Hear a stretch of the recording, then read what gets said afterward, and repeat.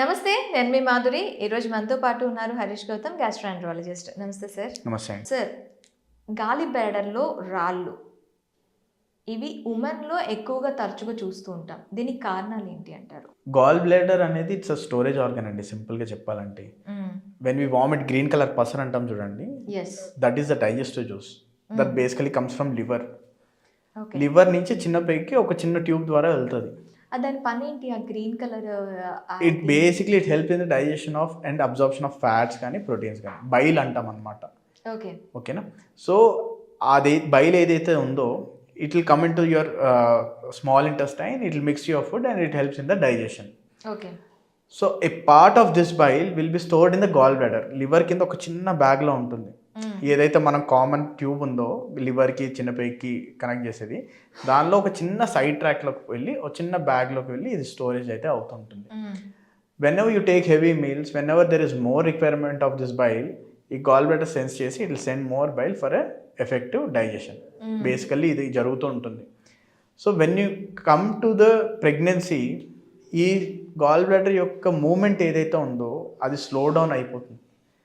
అది దేనివల్ల అంటే ప్రెగ్నెన్సీలో వచ్చే హార్మోనల్ చేంజెస్ వల్ల.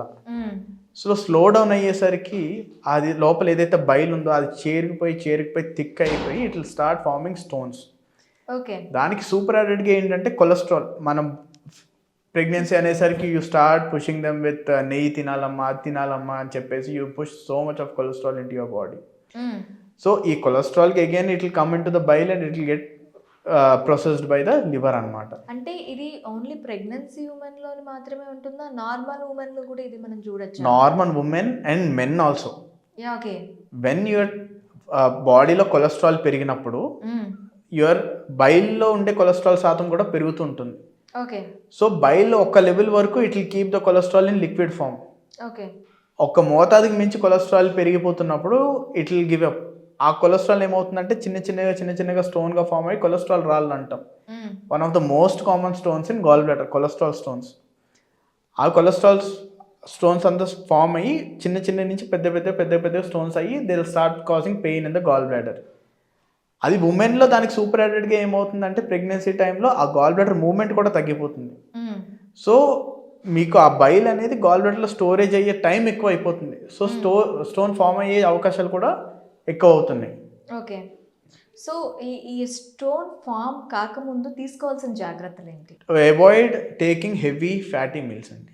ఓకే. ఎవరైనా సరే, ఎవరైనా, even women, normal women, pregnancy women, ఎవరన్నా ఈ కొలెస్ట్రాల్, ఫీ కొలెస్ట్రాల్స్, ట్రైగ్లిజరైడ్స్ అంటుంటాం. You have to avoid taking in higher quantities. ఓకేనండి. అండ్ ఎక్కువసేపు ఫాస్టింగ్, మనం ఫాస్టింగ్ చేస్తున్నాం, gall bladder is at rest. So the chance of it sedimenting, ఏదైతే gall bladder రెస్ట్లో ఉన్నప్పుడు సెడిమెంట్ ఏదైతే ఫామ్ అవుతుందో ఈజ్ మోర్. ఇప్పుడు మీకు ఆల్రెడీ సర్క్యులేషన్లో ఉంది, బైల్ వస్తుంది మళ్ళీ వెళ్ళిపోతుంది, బైల్ వస్తుంది వెళ్ళిపోతుంది. It is not being stagnant in the gall bladder. అప్పుడు స్టోన్స్ ఫామ్ అయ్యే అవకాశాలు కూడా తక్కువ ఉంటాయి. So when you take meals on time and with increase frequency, ఈ గాల్ బ్లాడర్లో బైల్ అనే మూమెంట్ ఎక్కువగా ఉండడం వల్ల స్టోన్స్ అనేవి కూడా ఫామ్ అవ్వడం తక్కువ అవుతుంటాయి. సో ఇర్రెగ్యులర్ మీల్స్ అనమాట. మార్నింగ్ తీసుకుంటారు, మళ్ళీ ఈవినింగ్ నైట్ 7 అట్లా తీసుకున్నారు అనుకోండి, the gap between 2 meals is so high that gall బ్లాడర్లో స్టోర్ అయిన బైల్ కూడా ఎక్కువసేపు సెడిమెంట్ స్టాగ్నెంట్ ఉండి it will start forming segmentations. దానికి సూపర్ యాడెడ్గా కొలెస్ట్రాల్ యాడ్ అయింది అనుకోండి, it will form cholesterol stones. దాని మీద ఇన్ఫెక్షన్ వచ్చింది అనుకోండి, పిగ్మెంటెడ్ స్టోన్స్ అంటాం అన్నమాట, అట్ దట్ నెక్స్ట్ లెవెల్ అవి స్టోన్స్ ఫామ్ అవుతుంటాయి. సో టైంకి మీల్ తీసుకోవాలి, ఎక్కువగా ఫ్యాటీ మీల్ తీసుకోకూడదు, మనం వెయిట్ ఎక్కువగా అధికంగా పెరగకూడదు. ఓకే. ఒకవేళ గాలి బ్లాడర్లో రాళ్ళు ఏర్పడ్డాయి, ఈవెన్ నార్మల్ ఉమెన్ అయినా ప్రెగ్నెన్సీ ఉమెన్ అయినా, అప్పుడు వాళ్ళు తీసుకోవాల్సిన ప్రికాషన్స్ ఏంటి? అంటే మ్యాక్సిమం గాలి బ్లాడర్లో రాళ్ళు అంటే చాలామంది ఏంటి అంటే ఆపరేషన్ చేసి గాలి బ్లాడర్ను తొలగించటమో, లేదు అంటే ఆ రాళ్ళ వరకు తీయటమో చేస్తూ ఉంటారు. సో ఈ సిచ్యువేషన్లో ఏం చేయాలి అంటారు? గాల్ బ్లాడర్లో స్టోన్స్ ఉంటే గాల్ బ్లాడర్ సర్జరీ చేయాలండి. సర్జరీ ఏంటి? గాల్ బ్లాడర్ని తొలగించాలి, ఇంకొక ఆప్షన్ కూడా లేదు. సరే, ఈ గాల్ బ్లాడర్ నాకు ప్రతి పేషెంట్కి మనం గాల్ బ్లాడర్ సర్జరీ తొలగించాలంటే కాదు. గాల్ బ్లాడర్ వల్ల ఇబ్బంది ఉంటే, ఏం ఇబ్బంది ఉండొచ్చు? నొప్పి ఉండొచ్చు, ఇప్పుడన్నా గాల్ బ్లాడర్లో స్టోన్స్ స్టక్ అయ్యి కిందకి జారినప్పుడు జాండీస్ రావచ్చు, ఓకే. లేదంటే ఇంకా కింద జారి ప్యాంక్రియాస్ బ్లాక్ అయిన ప్యాంక్రియాటైటిస్ రావచ్చు, ఇంకా అధికమైన నొప్పి పొట్ట నుంచి వీపు వరకు నొప్పి రావచ్చు, లేదంటే ఎప్పుడైనా ఇండైజెషన్ ప్రాబ్లమ్స్ ఉండొచ్చు. ఇవేమీ లేనప్పుడు గాల్ బ్లాడర్కి సర్జరీ అవసరం లేదు, బ్లాంకెట్ స్టేట్మెంట్ చెప్పాలి అంటే. ఓకే. మరి కొంతమంది ఎందుకంటే ముందు జాగ్రత్త తీసుకోవచ్చు కదా అంటే, మనం ఎప్పుడన్నా కాంప్లికేషన్స్ మాట్లాడినప్పుడు 1 in 100, 1 in 1000, 1 in 10,000 అంటాము, అర్థమవుతుంది కదండి.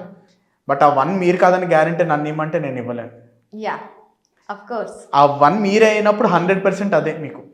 యూ కాంట్ టెల్ నేను 1 in 10,000 కదా మరి నేనే వచ్చానంటే no one has the answer. So when you are well, అది కూడా మన లైఫ్ స్టైల్, మనం తీసుకునే ఫుడ్ దీని మీద ఆధారపడి ఉంటుంది. So they should be well aware of the symptoms and the complications. ఒక్కసారి పెయిన్ అనేది స్టార్ట్ అయిందంటే there is no fun in waiting, you have to go for the gall bladder surgery. ఇమీడియట్గా గాల్ బ్లాడర్ సర్జరీ చేయించి gall bladder తొలగించడం అయితే చేయాలి. కొంతమంది ఉంటారు ఇమీడియట్గా కాదు, I want to take some time and whether be it financial issues కానీ సోషల్ ఇష్యూస్ కానీ, ఇంట్లో ఎవరు లేరు, they have to come, we have to go somewhere, insurance ఇంకా నాకు వెయిటింగ్ పీరియడ్ ఉంది, చాలా ఇష్యూస్ ఉంటాయి. ఈ టైంలో ఏం జాగ్రత్తలు తీసుకోవాలంటే ఎక్సెసివ్ వెయిట్ గెయిన్ అనేది ఉండకూడదు. ఎక్కడైతే ఉన్నారో అదే వెయిట్ మెయింటైన్ చేయండి, ఆర్ఎల్స్ తగ్గించుకోండి. రెండోది ఏంటంటే టైంకి ఆహారం తీసుకోవాలి. ఫ్యాటీ ఆహారాలు, ప్రొసెస్డ్ ఫుడ్ ఇవన్నీ తక్కువ తీసుకోవాలి. ఫాస్టింగ్, ఉపవాసాలు అవన్నీ అవాయిడ్ చేసుకుంటూ ఉండాలి. ఇవన్నీ కాదు ఇంకా నాకు లైఫ్ స్టైల్తోనే నేను స్టోన్ కరిగించుకొని నేను తగ్గించుకోవచ్చా అంటే, గాల్ బ్లాడర్లో ఏంటంటే స్టోన్ కరిగే కొద్దీ కిందకి జారే రిస్క్ ఎక్కువ, జాండిస్, ప్యాంక్రియాటైటిస్ అయ్యే అవకాశాలు ఎక్కువ.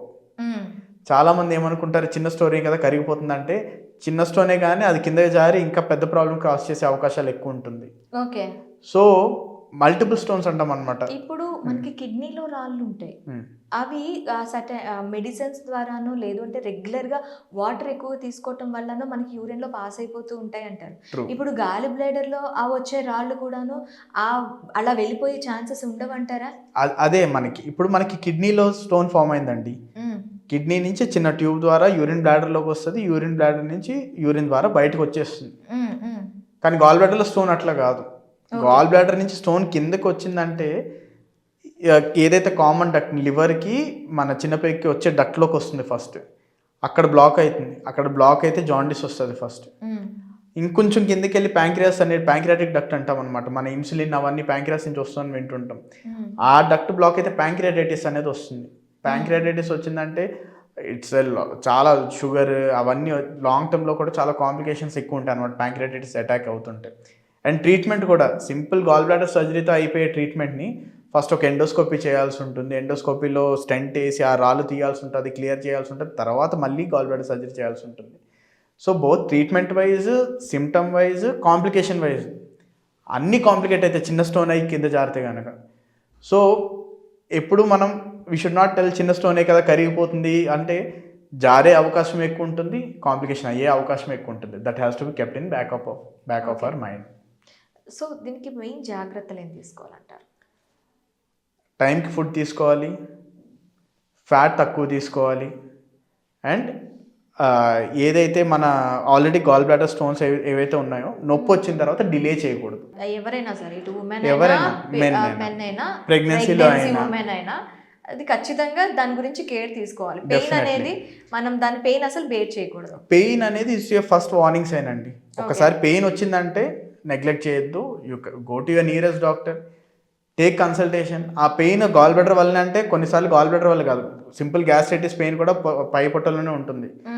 ఆయన ఏం చెప్తారు, అది గ్యాస్ట్రైటిస్ పెయిన్ అమ్మా ఆయన ఇంటికి పంపించేస్తారు.